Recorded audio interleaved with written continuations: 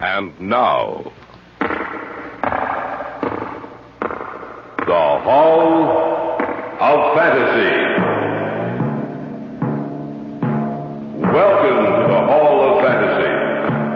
Welcome to the series of radio dramas dedicated to the supernatural, the unusual, and the unknown. Come with me, my friends. We shall descend to the world of the unknown and forbidden. Down to the depths where the veil of time is lifted and the supernatural reigns as king. Come with me and listen to the tale of the Automaton. Over here is what I call its brain. Put the power on, Elizabeth. Yes, Father. I've only begun on the binary system, but watch. Why, it's moving. It's sitting up. Yes. It's getting down off the table. And now you'll see a sight that no one else has ever seen before. It's walking around the laboratory. Yes, you're witnessing the first movements of a new creation, superior to man in that it will never tire, a servant to man, for that will be its place in the future. A machine that looks like a man and will be able to think like one. The Hall of Fantasy will present the Automaton in just a moment. The Automaton. I first met Dr. Eric Ziegler at the Conference on Scientific Research. I knew of him, of course. His name was famous throughout the world as one of the foremost experts on automatic control. It was the closing session of the conference when he made his now famous speech. And in conclusion, gentlemen, may I say that mankind can expect his technological advance to continue. He can look forward to the future in the secure knowledge that his life will become easier and longer through the advances we make. That he will be free to direct his energies towards the conquering of new frontiers, bringing him closer to the day when he will stand alone over all the universe. Bravo! His speech so aroused me that I couldn't help making my way to the speaker's platform, pushing my way through the crowd which surrounded him in order to congratulate him. Congratulations, Dr. Ziegler. Dr. Ziegler?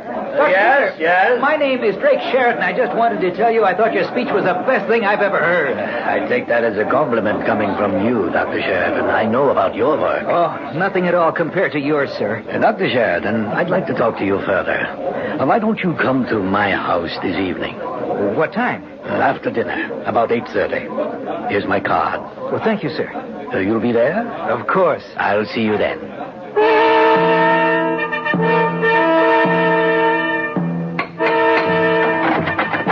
Yes? I came to see Dr. Ziegler. Oh, your name? Drake Sheridan. Oh, yes. He's been expecting you. Won't you come in? Thank you. Just follow me. Was the most interesting effect of all. A new paragraph. The success of the automaton of which I am speaking is dependent upon the excellence of the brain I can give him. My work has become so... Dr. Sheridan is here, Father. Oh, excuse me. I do hope you'll forgive me, Dr. Sheridan. Of course, sir. I was dictating my report on a project on which I am now working. Please be seated. And before I forget, this is my daughter, Elizabeth. How do you do? A pleasure. Thank you. Drink perhaps, Dr. Sheridan? Yes, I could stand one. Yes. Any particular preference? No. Would you do the honors, Elizabeth? Of course, Father. Dr. Sheridan, perhaps you're wondering why I asked you to come here. I have been, but I consider it a privilege and an honor to be here. Thank you for the compliment, but it wasn't necessary. You may be interested to know that I've followed your career quite closely. And from what I've gathered, you're a very intelligent young man. Well, thank you, Dr. Ziegler. I'm not complimenting you to make you feel comfortable, Dr. Sheridan. I mean what I say. Exactly why did you ask me here, Dr. Ziegler? To talk to you, to see what kind of a person you are. And here are your drinks. Oh, thank you. Thank you, my dear. That's just right, Elizabeth. Yes. Dr. Sheridan, I'm going to be completely frank with you. I am working on a private project financed with my own money completely divorced from my work at the Research Institute. My daughter has been helping me with this work, but unfortunately she does not have the knowledge nor the training to be of anything more than elementary assistance. I see. I am interested in finding an assistant who will devote his full time with me to the work I am doing. You mean you intend to leave the Institute? Yes. My work is finished there, and besides, I want to devote more time to this particular project of which I'm speaking. What's the nature of your work? Automatic control, of course. Would you be interested in working with me? It's a great honor, sir. I will make it worth your while. Well, I'd like to know exactly what you're working on before I make any decision. I believe I can trust you. I have a building some miles outside of the city which serves as my own personal research laboratory. We might as well drive out there. That is, if you're interested. Why, certainly I am. Good. Elizabeth, get the car from the garage, please. We'll drive out tonight.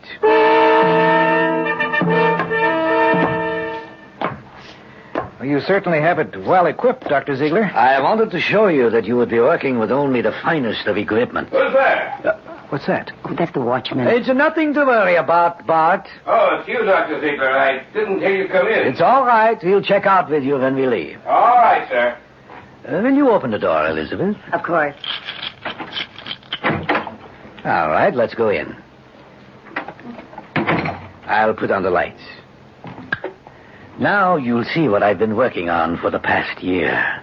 That sheet-draped figure on the table over there, what is it? My newest research project in automatic control. But what... You see.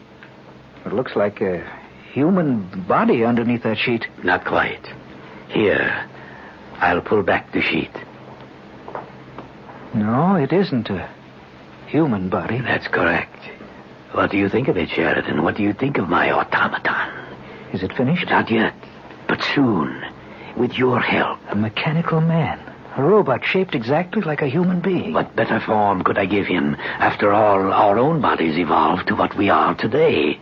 Why should I attempt to improve on nature? What do you intend doing with him when you finish? Tell him, Elizabeth. Well, this automaton will be able to do all of the hard and painstaking work of mankind without ever getting tired. It can fight his wars. It can be the first to explore outer space. It can free mankind to direct his energies to other channels. I don't know. Oh, come, Sheridan. You look at the automaton as if you thought he was some Frankenstein monster. Believe me, this is the farthest thing from that imaginary creature. This is a work of science. This is not a monster created from the dark recesses of someone's imagination. This is our key to the future. We'll return to the Hall of Fantasy and the tale of the automaton in just a moment.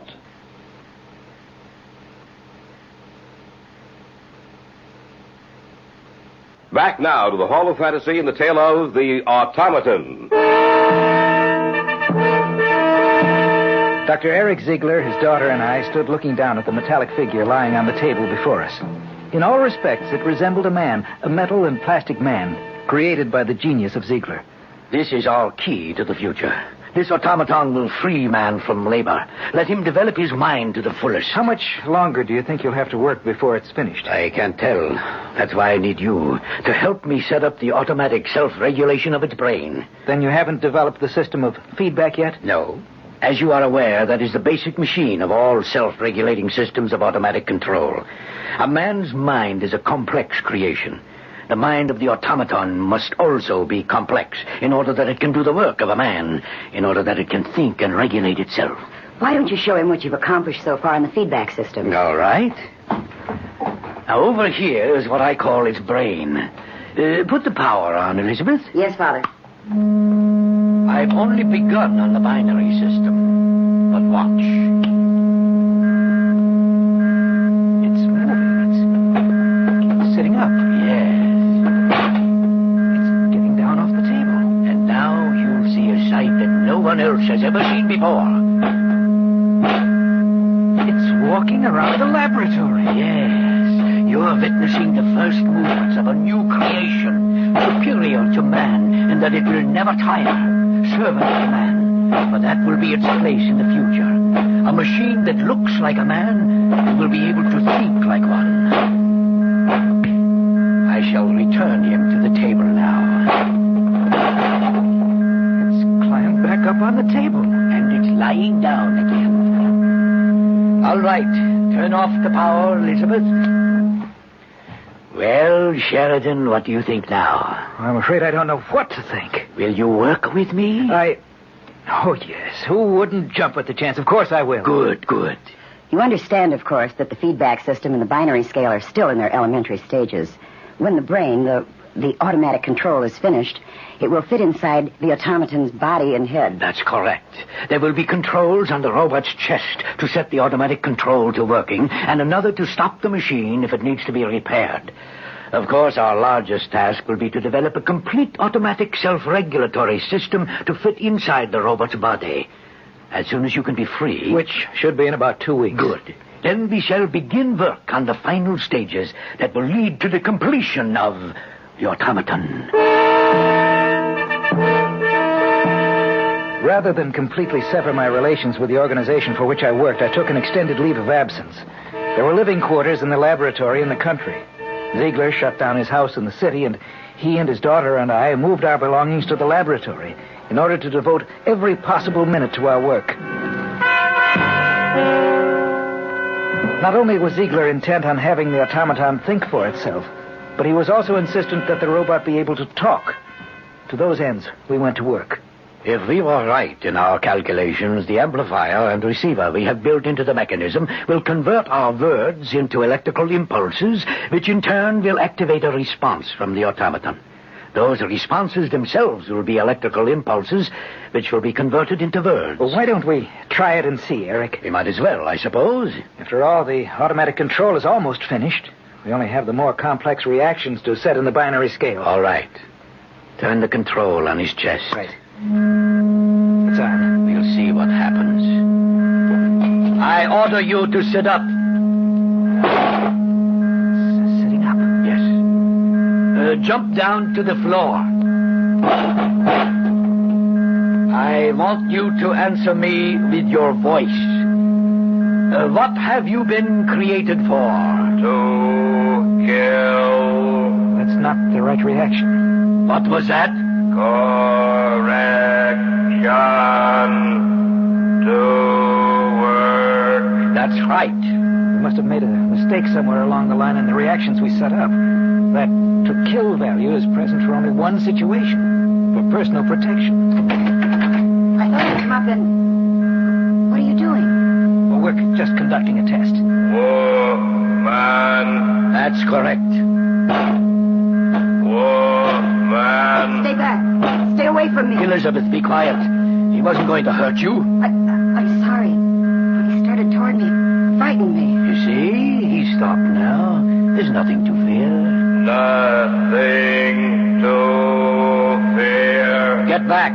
Back to the table. Lie down again. Turn off the control, Drake. Right? What's the matter, Elizabeth? You're shaking. It's just that thing frightened me so. Those lenses that it has for eyes, there's something hypnotic about them.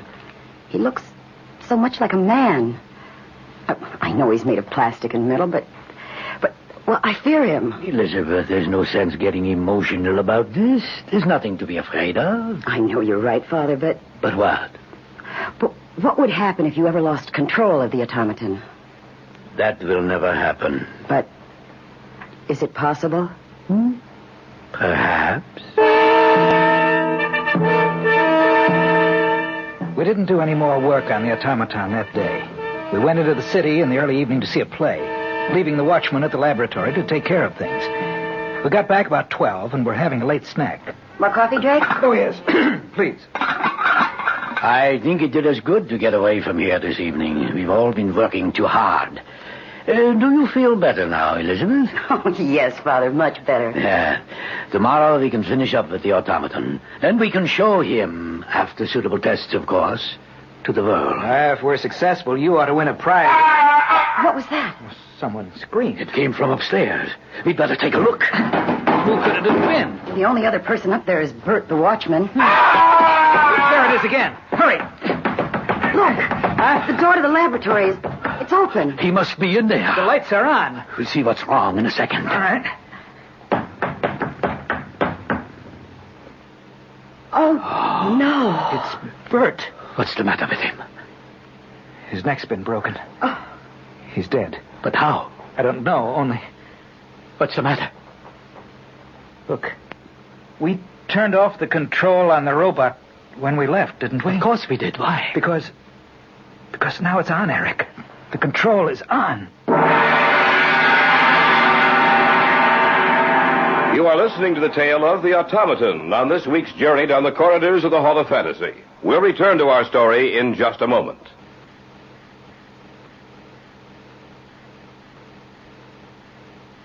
And now, back to our story. An original tale of fantasy entitled The Automaton. On the floor of the laboratory sprawled the broken body of Bert, the night watchman. A scant few feet away, I stood looking down at the inert form of the automaton. Before we had left the laboratory, we had turned off the control, and now we found it on.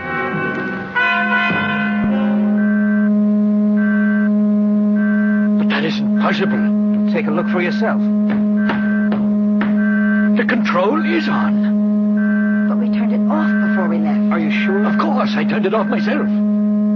How did it get on? Perhaps Bert turned it on. Why should he do that? Perhaps he was curious. But the most important thing to find out is what killed him. The robot? Don't be a fool, Elizabeth. The robot won't kill unless attacked. That's right, Elizabeth. It's the only reason for it to kill. Actually, the reaction was set in the control system for self-preservation. For no other reason than that. That's the only time the automaton is dangerous. Maybe you made a mistake when you set the automatic controls. It's possible that we might have made an error in the feedback system, Eric, and that the automatic selector chose the wrong value. When Bert turned the switch on, the robot thought he was in danger and killed him. We didn't make an error in the feedback system, Drake.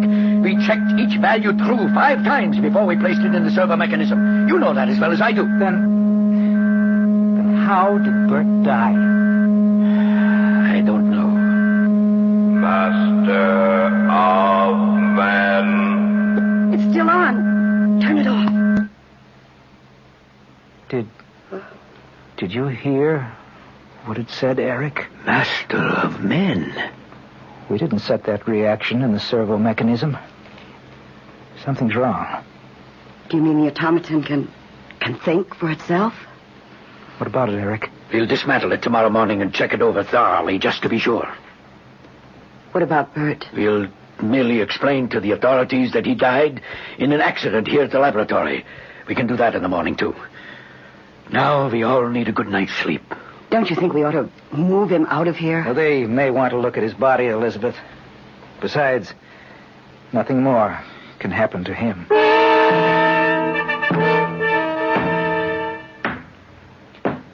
Elizabeth? Who is it? Drake. What are you doing up here on the second floor outside the laboratory? I couldn't sleep. Oh. Well, neither could I. Drake, do you think that the robot can operate by itself? Why do you ask that? I was thinking, what if Bert was merely making his rounds? What if he walked into the laboratory and the robot was there, waiting for him? Well, that's not possible, of course. I wouldn't say that. Isn't it possible that you and Dad might have made a mistake in setting up the feedback system? Isn't it possible that there could be an error in the automatic control system that would allow it to operate without being switched on? Operate enough to at least turn the operating switch on? Well, it's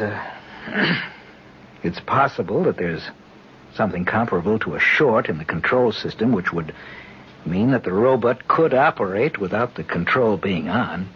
Yes. I want to go in there and take a look at it. Why don't you wait until morning? No, I want to see it tonight. All right. Let's go. Are you sure you want to go inside? Yes. switch on the lights. Mm-hmm. Well, everything seems to be all right. Let's take a look at the automaton.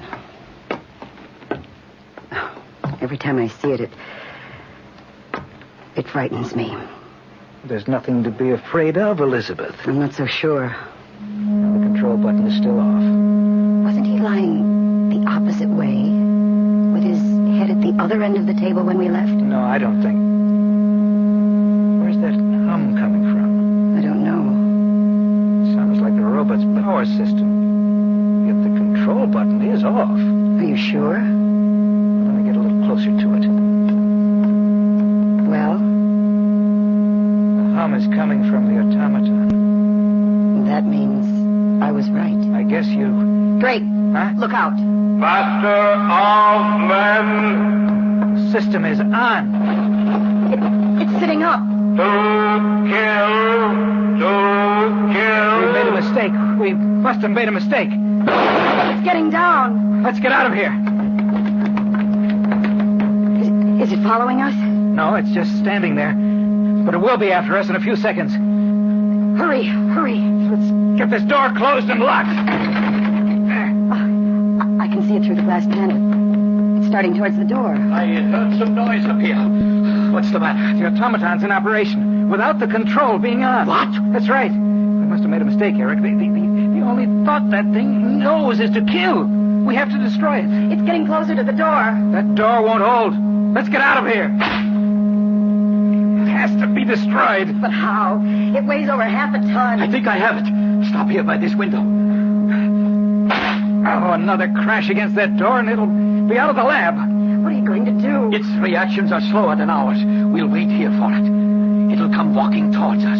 At the last minute, we'll run to the side. I don't think it'll be able to stop itself in time. It should crash through the window and to the ground below. The 2-story drop should destroy it.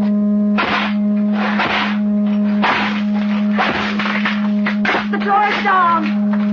I hope your plan works. And if it doesn't, Then we'll have to think of something else. Here he comes. it's looking up and down the hallway for us. Over here! Over here!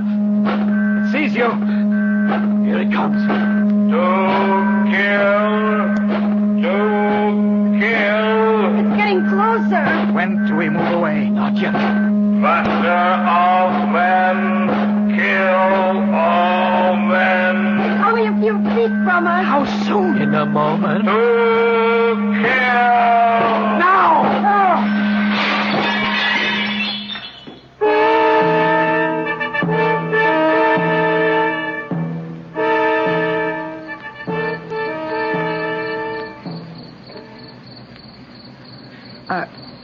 Are you sure it's destroyed? Yes. The fall completely destroyed the automatic control. You're looking at nothing but a pile of metal. What do you intend doing? Starting all over again. Somewhere along the line, we made a mistake.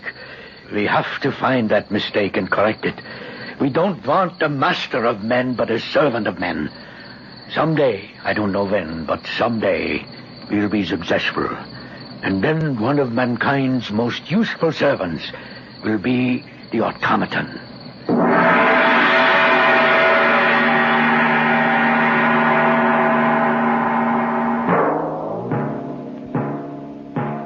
So runs tonight's tale of the unusual, the terrifying, the unknown.